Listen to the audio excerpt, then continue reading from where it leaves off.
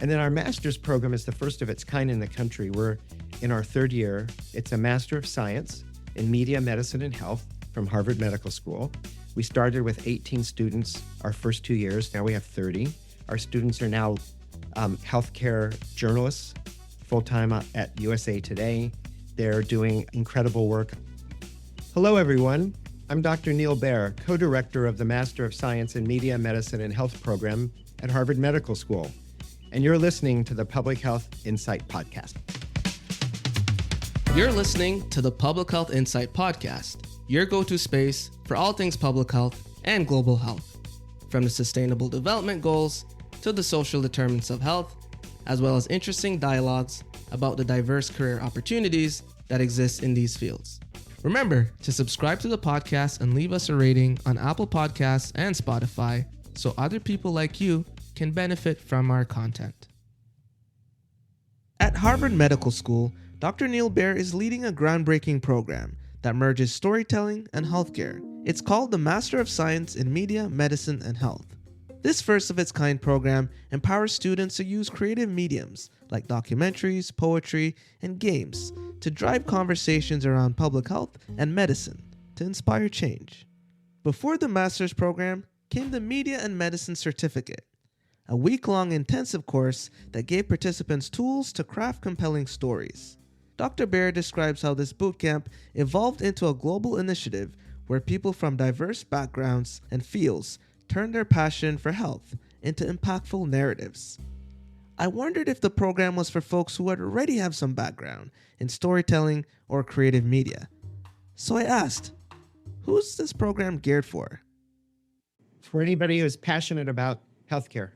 So we started with an online course that will start at the end of February, and it's completely online. We have people from around the world. It's a boot camp, really, for people to tell a story they're passionate about through an artistic modality. It could be documentary, poetry, fiction, op-eds, you name it. We have it. And we work with them for a week with the best people in the country talking about poetry and health and how to use poems or how to use documentaries or how to draw on dance, etc. And they take that 1 week, and it's online, and it's video recorded because we have people in Australia who can't stay up all night to watch it, and they can watch the recordings. And then they have their project, and they have a mentor, and they present their project to me and Suzanne Coven, who's the writer in residence at Mass General. She's also written a book called A Letter to a Female Physician, and she's a nonfiction writer and a physician, an internist. And so we teach that. I have a book that just came out called The Promise and Peril of CRISPR, because I'm interested in CRISPR technology and how it can be used or abused. The promise to treat things like sickle cell disease, horrible disease, or the peril, do we know enough to be using it? Should we be changing, enhancing people ultimately? What about bioweapons? So we bring in, various experts, and then they do their project and they pitch it to Suzanne and me, and we've had dozens and dozens. We've had like 350 people go through the program, and they've published op-eds in the New York Times and Wall Street Journal and various places. They've written books. They've done amazing projects. They work for the government. They're healthcare providers, healthcare leaders, hospital administrators, government workers at the local, city, state, and federal level. There are people who are passionate about changing access to health. They're medical students. They're residents. Data informs, but emotions connect. Dr. Baer explains how the Master of Science in Media, Medicine, and Health program teaches students how to take raw statistics and weave them into emotional, human-centered stories that lead to action. From tackling HIV stigma to addressing the struggles of incarcerated individuals, this approach is transforming how we communicate public health challenges. And then our master's program is the first of its kind in the country. We're in our third year. It's a Master of Science in Media, Medicine, and Health from Harvard Medical School. We started with 18 students our first 2 years. Now we have 30. Our students are now healthcare journalists, full-time at USA Today. They're doing incredible work on intimate partner violence prevention using dance and animation. I mean, just an incredible looking at incarcerated men out of prison who have the highest rate of death in the first 2 weeks compared to the national death rate, likely from violence, drug abuse, alcohol, diabetes, um, violence. How do we address that? And she did an exhibition of their work and stories to inform the public and to start figuring out how these men can get access to healthcare, particularly intensive support the first 2 weeks out. So we look at a data point, like I told you, 50% of Black men in the South who have sex with men will likely become HIV positive in their lifetime. So how do we stop that? So we start with a data point, and then we move to what I call the emotion. It's a triad in our program. And the emotion is the story we want to tell to affect people. Because we know from research that storytelling versus data, storytelling is what moves people, not numbers. Like, if I told you there are 20 to 40 billion, plastic bottles in the ocean, you're like, wow, that's too much. But if I show you this little video of a sea tortoise that has a plastic straw up its nostril and they pull it out, that motivated people to push to get plastic straws out of their communities.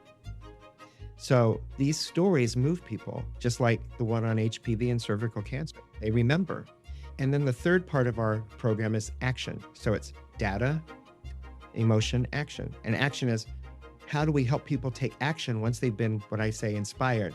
We bridge the gap between inspiration and action, and we give people actionable steps that they can take to make a difference, both in their own lives and in the lives of others.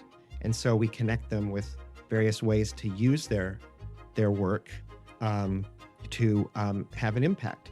And so my students are about a third of our cohort this year are going to go to medical school, and they want to be doctors who can really tell stories about their patients and work together with their patients to do it in tandem with their patients' stories, which we think is super important, not just our telling stories as physicians, but doing it as a team, and helping people tell their own stories, maybe using video, cell phones, oral stories. So about a third want to go to medical school, so they're right out of college. Some are medical students taking a year off in the middle of medical school between like third and fourth year often. Some are residents taking a year off. Some are medical students who have finished and they're going to do their residency. Some are physicians. We have an amazing pediatric hematologist oncologist from Dana-Farber in our program, and she wants to be able to really work with kids with sickle cell disease and help them tell their stories and raise not only awareness, but also, physician awareness, because often these kids come in and they're in such horrible pain, or as adults, they come in with horrible pain and they're seen as drug seeking. Why? Well, from racism, because almost all of them are Black. So we tell these stories. And then some are health advocates. They're women's health advocates, women's reproduction health advocates, telling stories through various modalities. The types of projects that students take on reflect the diversity of the backgrounds of the students themselves. Anything from tackling issues like racism in healthcare, stigma around sickle cell disease, and women's reproductive health. By amplifying personal stories, whether through TikTok videos, animation, or interactive games, they're shifting the perception and creating pathways for systemic change. Or at least to have the conversation in the first place. Could be through TikTok. We had a person come through who is the TikTok maven for STIs. It's ASSK Dr. Russ, and he does TikToks. He's the head of the STI clinic at UCLA. He does that. So we give people an opportunity to learn in depth at Harvard and take electives. We've had students make games. They take courses at MIT on video game making, and they made a student last year made a game about barriers for young women athletes, both health-wise, like having your period, what the coaches say, nutrition, anorexia, all kind, and character goes through and faces maybe an avatar at these issues, she learned how to code, and she made a game that we're like, wow, this is incredible. So we do all kinds of work in that area for our master's program. And if you go online and you Google Media, Medicine, and Health, Harvard Medical School, you'll see both the master's in Media, Medicine, and Health, and also the certificate program, which is in a certificate in Media and Medicine. The future of storytelling lies at the intersection of technology and imagination. Dr. Baer explores how AI, virtual reality, and interactive media are being harnessed to connect people to public health messages in new, impactful ways. It's not just storytelling, it's innovation in action. I meet a lot with the MIT Media Lab.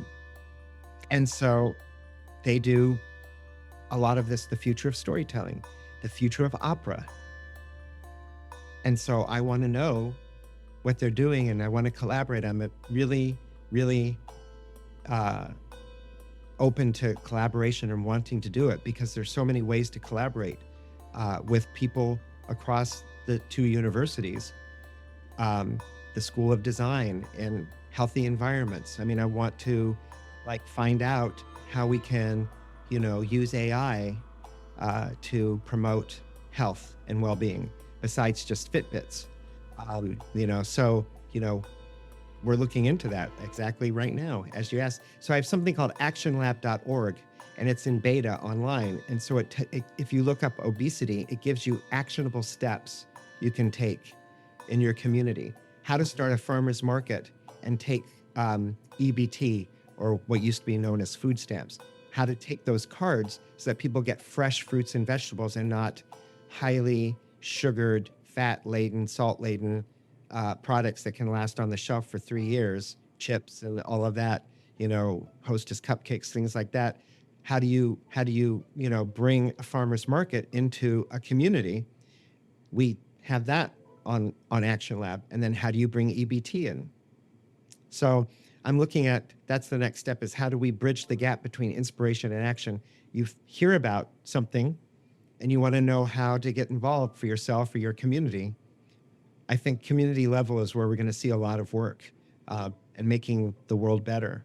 So I work with Netflix in Europe. And so there's a show, I can't say where yet, but there is a show that I've been consulting on that will come out, and it'll be available everywhere, about a neurosurgeon, and working on a couple others for them. So stay tuned, because everything now is available, and we're watching things from all over. It used to be one way, one directional. We sent out ER around the world. Now we can it's unidirectional. We can see shows from anywhere in the world, Latin America, across the African continent, Europe, Asia, So, we know about it. We know their hits. We know Squid Games. We know so many shows. I know a lot of the French shows because I live in Paris, where I work as well, in Paris and Boston. So I really appreciate your giving me an opportunity to talk about my passion for storytelling and health as a human right. As the episode closes, Dr. Baer reminds us that storytelling is more than entertainment. It's a tool for equity, empathy, and action. From shaping policies to sparking conversations, these narratives are paving a way for a healthier, more connected world.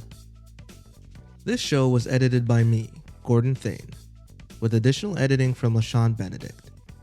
Sound design and mixing by myself and LaShawn Benedict. The original music from The Music Room, composed by Tom Fox, licensed from Johnny Harris. The cover art design for our show by LaShawn Benedict. The Public Health Insight Podcast is produced by PHI Media. Thank you for listening to the Public Health Insight Podcast, your go-to space for informative conversations, inspiring community action.